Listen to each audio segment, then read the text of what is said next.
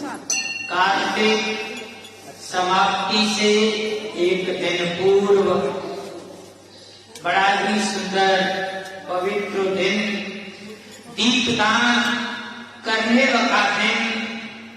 आज के दिन मेरे प्रभु के मंदिर में, करुणा निधान के मंदिर में जो भक्त दीपक जलाते हैं उनके जीवन में कभी अंधेरा नहीं रहता, सदा प्रकाश बना रहता है।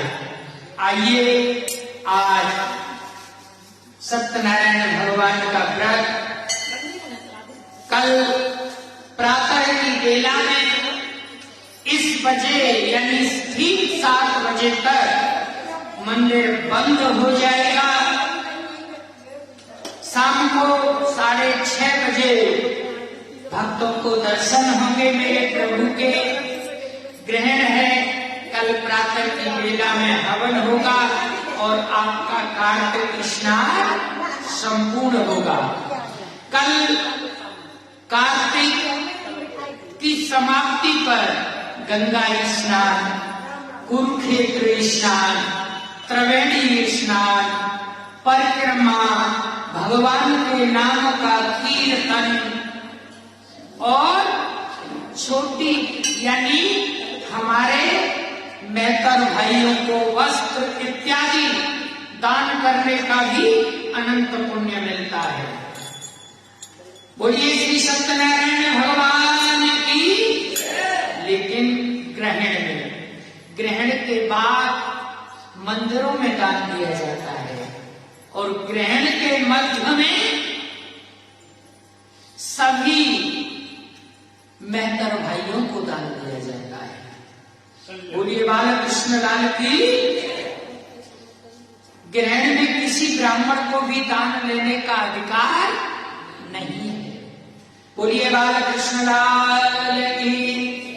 तो एक समय की बात है कि नैमिषारण्य तीर्थ में सोमनाथ इकट्ठा से 1000 ऋषियों ने श्री सूत जी से पूछा कि हे प्रभु, इस कलयुग में वेद और विद्या के रहित मनुष्यों को भगवान की भक्ति कैसे मिलेगी तथा उनका उद्धार कैसे होगा। इसलिए हे मुनि श्रेष्ठ, कोई ऐसा उपाय बताएं जो समय कम लगे, पुण्य अधिक मिले। वह कथा सुनने की हमारी इच्छा है। सर्वसाथी आपका श्री सूत जी बोले कि हे वैष्णव पूजा, आपने सब प्राणियों के की बात पूछी है।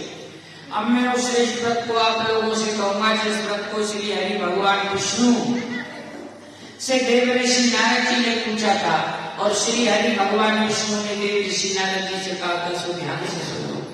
एक समय योगीराज नारद जी दूसरों की इच्छा से अनेकों लोगों में घूमते घूमते मृत्यु लोक में आ पहुंचे।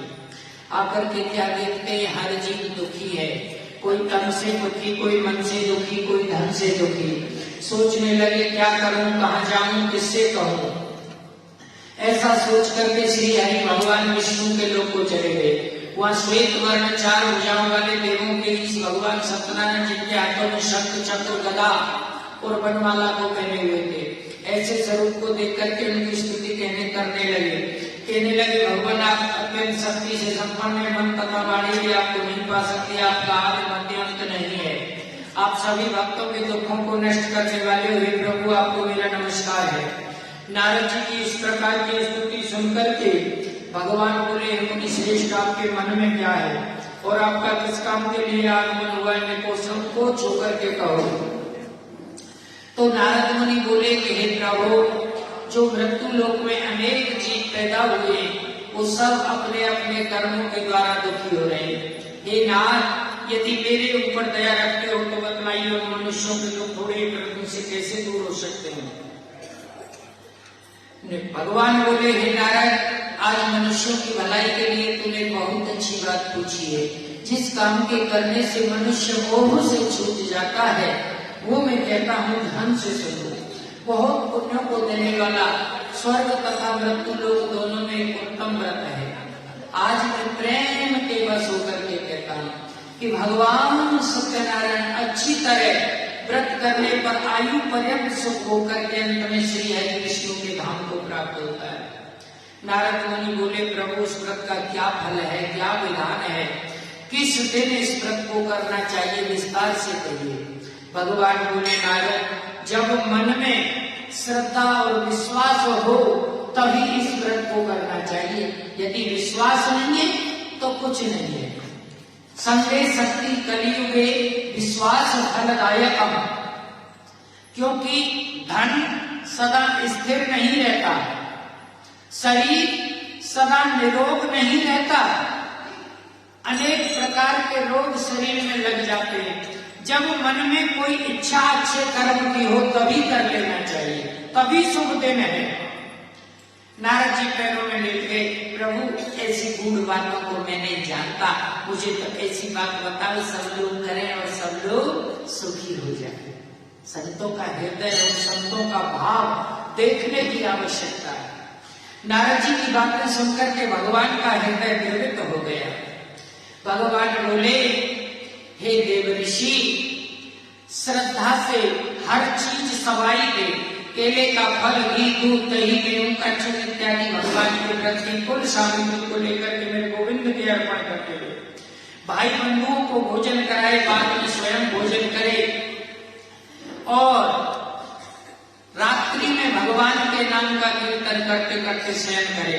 इस तरह व्रत करने पर जीव की इच्छा निश्चय ही पूरी होती है। विशेषकर कल काल में भूमि पर यही एक मोक्ष का सरल उपाय है। इति श्री सत्यनारायण व्रत कथायां प्रथमो अध्याय। हरे नमः। बोलो सत्यनारायण भगवान की।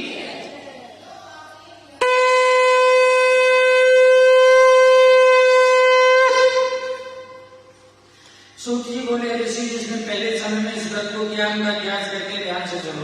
सुंदर काशीपुरी नगरी में एक अत्यंत निर्धन ब्राह्मण जाता था। वह भूख और प्यास से बेचैन हुआ पृथ्वी पर घूमता और विद्या से अपने परिवार का पालन किया करता था।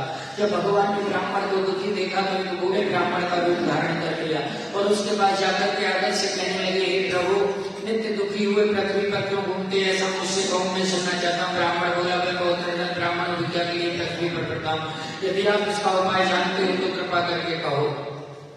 तो भगवान बोले कि हे ब्राह्मण देव, हे विप्रदेव, तुम भगवान सत्यनारायण का आचरण करो, सत्य को धारण करो और प्रतिदिन भगवान के व्रत घर में जाइए और कीर्तन करिए और दे उसका भी भला, जो ना दे उसका भी भला, ऐसे अपने मन में कामना करिए।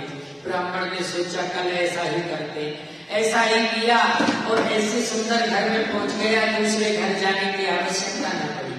विधि से भगवान का पूजन किया और संसार के समस्त सुख होकर के अंत में गोलोक धाम को चला गया। जो मनुष्य अनेक प्रकार की संपत्तियों से युक्त हो गया, आगे पृथ्वी पर जो भगवान का व्रत करेगा वह मनुष्य सब दुखों से छूट जाएगा। इस तरह नारद जी ने नारायण का कहा हुआ है, व्रत मैंने तुमसे कहा, हे विप्र देवता, और क्या कहूं, और क्या सुनना चाहते हैं। ऋषि बोले, हे मुनीश्वर, संसार में इस ब्राह्मण से सुनकर के किस किसने इस व्रत को किया, इसके लिए हमारे मन में बड़ी श्रद्धा है, विश्वास है। सूत जी बोले, हे मुनियो, जिस जिसने इस व्रत को किया सब सुनो। एक समय ब्राह्मण धन और ऐश्वर्य के अनुसार अपने भाई बंधुओं के साथ व्रत करने को तैयार हुआ। उसी समय वाई में लकड़ी बेचने वाला आया और 12 लकड़ियों को रख करके ब्राह्मण के मकान में गया। प्यास से दुखी लकड़ारे में उनको व्रत करते हुए देख करके दोनों हाथ जोड़ लिए और कहने लगा, हे प्रभु, ये आप क्या कर रहे हैं, भक्ति युक्त चित्त से ये आप क्या करें, इससे करने से क्या फल मिलता है, कृपा करके मुझे बताइए। ब्राह्मण ने कहा, भैया, ये सभी मनोकामनाओं को पूर्ण करने वाला भगवान सत्यनारायण का व्रत है, इसी की कृपा से मेरे यहाँ संतान की प्राप्ति हुई है।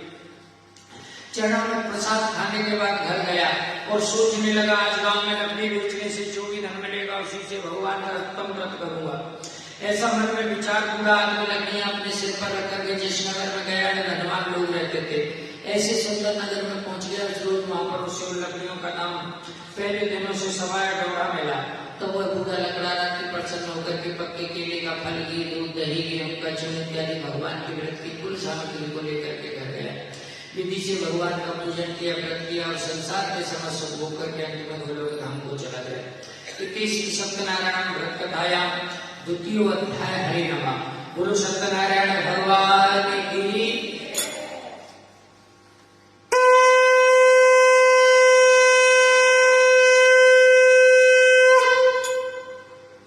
सूत जी बोले, श्रेष्ठ मुनियों, आगे की कथा कहते हैं, ध्यान से सुनो। पहले समय में एक उल्का मुख नाम का बड़ा ही बुद्धिमान राजा राज्य करता था। वह राजा बड़ा सत्ववक्ता और जितेंद्रिय था। प्रतिदिन देव स्थानों में जाता और गरीबों को धन देकर के उनके कष्ट दूर किया करता था।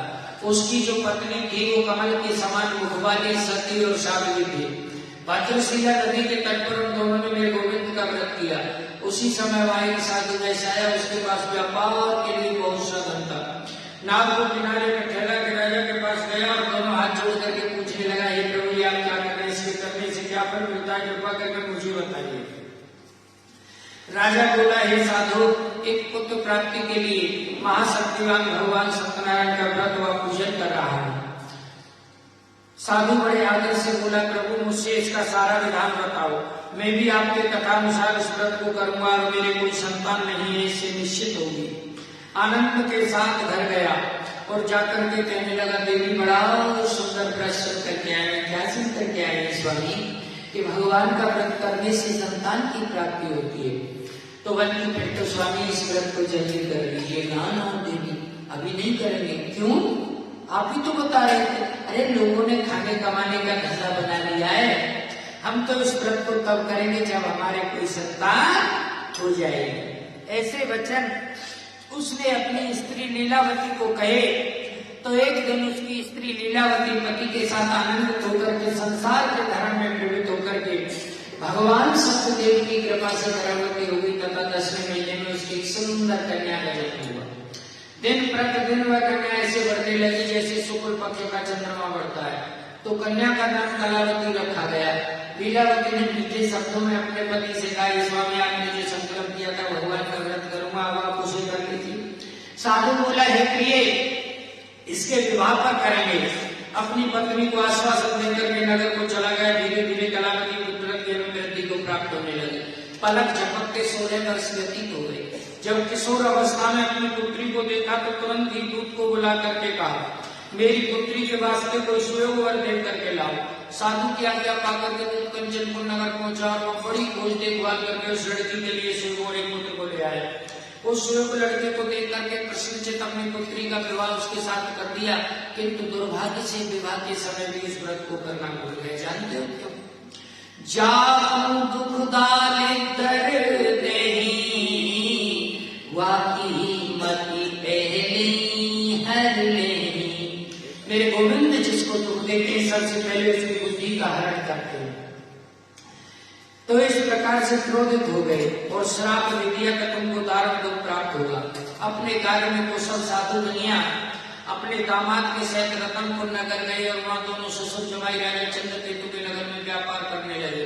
व्यापार करते करते वर्षों बीत गया, काफी धन एकत्रित कर लिया। फिर सोचा अब तो अपने देश चलना चाहिए। जब अपने देश जाने की तैयारी कर रहे थे तो उसी रात्रि में कोई चोर राजा का धन चुरा करके शीघ्रता से जा रहा था। किंतु सिपाहियों को आता देख करके चोर घबरा गए और भागते भागते धन को वहीं चुपचाप रख दिया। जब दोनों ससुर जमाई ठहरे हुए थे खाली हाथ आराम से निकल गए। जब साधु वेश के पास राजा के धन को रखा देखा तो दोनों को बांध करके ले गए और प्रसन्नता से दौड़ते हुए जाकर बोले, महाराज, हम दोनों चोरों को धन के सहित पकड़ करके लाए, देख करके आज्ञा दी। तो इस प्रकार देख करके आज्ञा दें।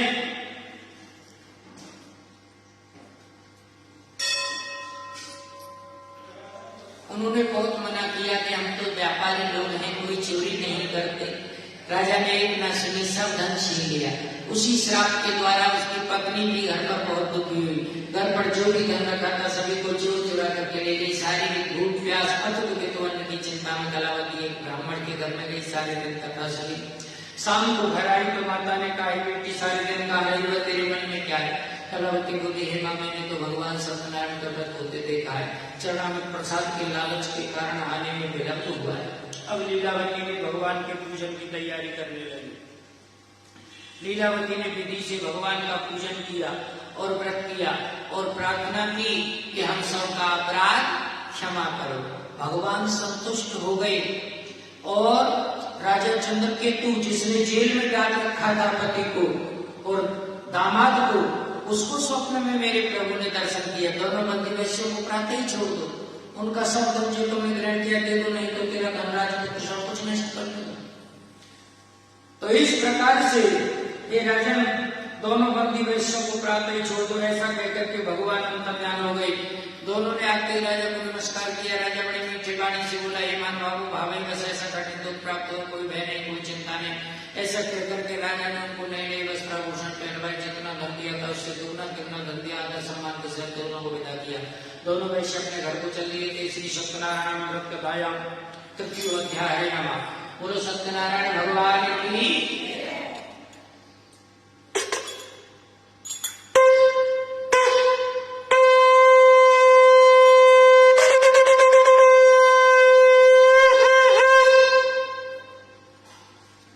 सूत जी बोले, वैश्य ने मंगलाचार करके यात्रा आरंभ की और अपने नगर को चला। उनके थोड़ी दूर निकलने पर दंडी विस्तारी भगवान ने सोचा तो काफी कष्ट पाया, चल करके देवताओं को सुधार हुआ कि नहीं। तो एक दंडी का वेश बना लिया। हिलते हिलते जाकर के पूछने लगे, अरे भैया साधु, तेरी नाव तो बड़ी सुंदर है, इसमें क्या भरा हुआ है? और वाणी बड़े हंसता हुआ बोला, इसको जरूर कुछ ना कुछ देना पड़ेगा। हे दंडी, आप ऐसे क्यों पूछते हो? क्या धन लेने की इच्छा है? मेरी नाम में तो बेल पत्ते आदि भरे। भगवान बोले, भैया तू इतने बेल पत्तों का करेगा क्या? गाड़ी भर के लाया। जंगल में एक झोंपड़ी बनाएंगे और भगवान का भजन करेंगे। भगवान मुस्कुरा गए, कहने लगे, भैया ईश्वर करे तुम्हारा वचन सत्य हो जाए। और कुछ दूर जाकर के समुद्र के किनारे बैठ गए। दंडी के जाने पर वैश्य ने नित्य क्रिया करने के बाद नाव को ऊंची ऊंची देखा और सचमुच बेल पत्ते आने देख करके मूर्छित हो गया, जमीन पर गिर पड़ा। फिर मूर्छा खुलने पर अत्यंत सो करके रोने लगा। तब उसका दामाद बोला, पिताजी आप शोक न करें, दंडी का श्राप है, कहने की शरण में चलना चाहिए, तभी हमारी मनोकामना पूर्ण होगी। तो इस प्रकार से दंडी के पास पहुंचा और अत्यंत भक्ति भाव से नमस्कार करके बोला, हे प्रभु, मैंने जो आपसे असत्य वचन कहे हैं उनको क्षमा करो। ऐसा कहकर के मान सोखा कर रोने लगा। तब दंडी भगवान बोले, हे मणिपुत्र, मेरी आज्ञा से तुमको बार बार दुख प्राप्त हुआ है। साधु बोला, हे प्रभु, आपके स्वरूप को ब्रह्मा, विष्णु, महेश कोई भी मेरे प्रभु की लीला को नहीं जान सकता। हरि अनंत हरि कथा रे अनंता, पढ़न सुनहि जेहि गावहि संता। हरि की जो कथा है वो बड़ी अनंत है। इस प्रकार से मैंने जो आपसे असत्य वचन कहे उनको क्षमा करो। रोने लगा, मेरी आज्ञा से तुमको बार बार दुख प्राप्त हुआ है। प्रभु, आपके रूप को ब्रह्मा, विष्णु, महेश कोई नहीं जान सकता। मैं अज्ञानी मनुष्य कैसे जान सकता हूँ? आप प्रसन्न हो जाइए, मैं सामर्थ्य से ज्यादा आपकी पूजा करूंगा, मेरी रक्षा करो। पहले के समान मेरी नौका में धन भर दो। उसके भक्ति को वचन सुनकर के भगवान प्रसन्न हो गए। उसकी इच्छा अनुसार बढ़ दे करके अंतर ध्यान हो गए। उन्होंने नाव पर आकर देखा, नाव धन से भरपूर है। फिर भगवान का पूजन कर साथ के साथ अपने नगर को चला। जब अपने नगर के निकट पहुंचा, दूत को घर भेजा। दूत ने साधु के घर जाकर के उसकी स्त्री को नमस्कार करके कहा कि साधु अपने दामाद के सहित इस नगर के समीप आ गए। ऐसा वचन सुन सती ने बड़े हर्ष के साथ पुत्री से कहा, बेटी देख, मैं उन दोनों के स्वागत सम्मान के लिए जाती हूँ, तू अपने कार्य को पूर्ण करके शीघ्र आ जाना। माता के वचन सुनकर के कलावती प्रसाद को छोड़ करके अपने पति के पास चली गई और प्रसाद की अवज्ञा के कारण भगवान सत्यदेव रुष्ट हो गए। उसके पति को नाव सहित पानी में अदृश्य कर दिया। कलावती अपने पति को न देख करके रोती हुई जमीन पर गिर पड़ी। नौका को डूबा तथा कन्या को रोता देख साधु अद्भुत तो बोला, हे प्रभु, या मुझसे मेरे परिवार से जो भूल हुई है उसे क्षमा करो, क्षमा करो। इस प्रकार से आकाशवाणी हुई, तो हे साधु, तेरी कन्या मेरे प्रसाद को छोड़ करके चली आई है, इसीलिए यदि वह प्रसाद खा करके लौटेगी तो इसे इसका पति अवश्य मिलेगा। कलावती ने घर पहुंच करके चरणागत प्रसाद खाया, साष्टांग प्रणाम किया, फिर आकर के अपने पति के दर्शन किए। उस दिन से हर पूर्णिमा व संक्रांति को भगवान का पूजन करने लगे। फिर इस लोक के समस्त होकर के अंत में गोलोक धाम को चले गए।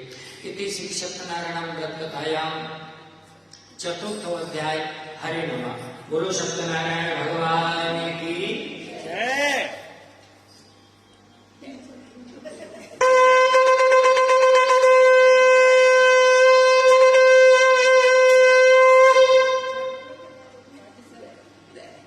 सूत जी बोले, ऋषियों में और भी कथा कहते हैं, ध्यान से सुनो।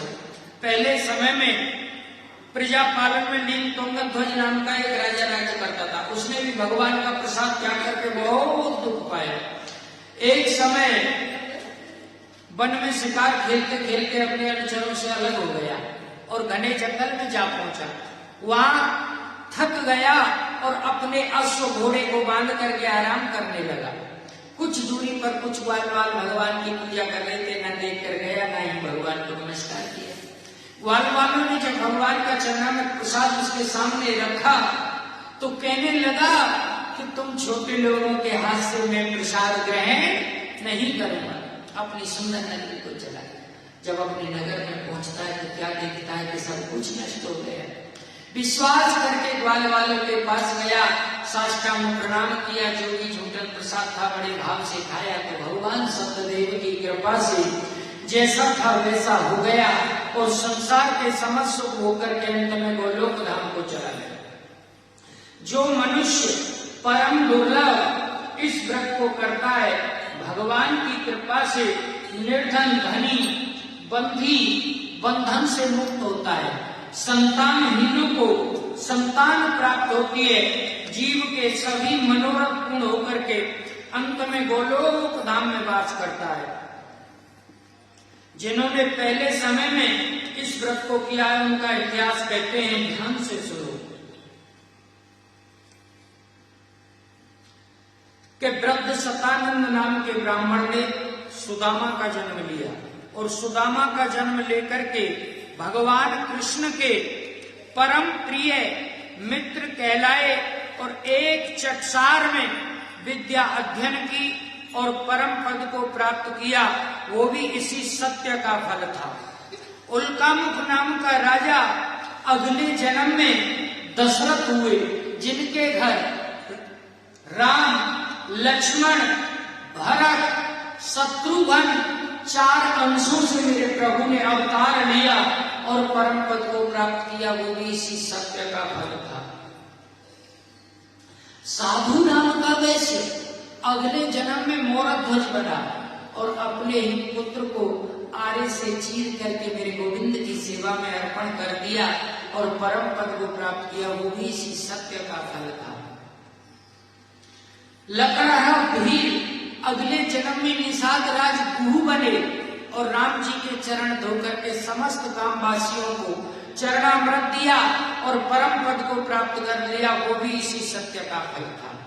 जितना भी हम संसारी जीव हैं, महाराज तुंगध्वज ने, जो तुंगध्वज नाम का राजा था, वो मनु और शत्रुपा के रूप में मेरे प्रभु के शरीर से जिनका प्रागट्य हुआ और इन्होंने इस मैथुनी सृष्टि की जो हम और आप हैं, इस मैथुनी सृष्टि की रचना की और परम पद को प्राप्त किया। इति श्री सत्यनारायण व्रत कथायाम 5वां अध्याय हरे नमः। बोलो सत्यनारायण भगवान की। सब लोग बैठे रहें, थोड़ी देर कीर्तन करेंगे क्योंकि 5 में आज कीर्तन बोला नहीं है, ठीक है ना? थोड़ी देर का 2 मिनट बस, ज्यादा नहीं। जय जय राधे कृष्णा राधे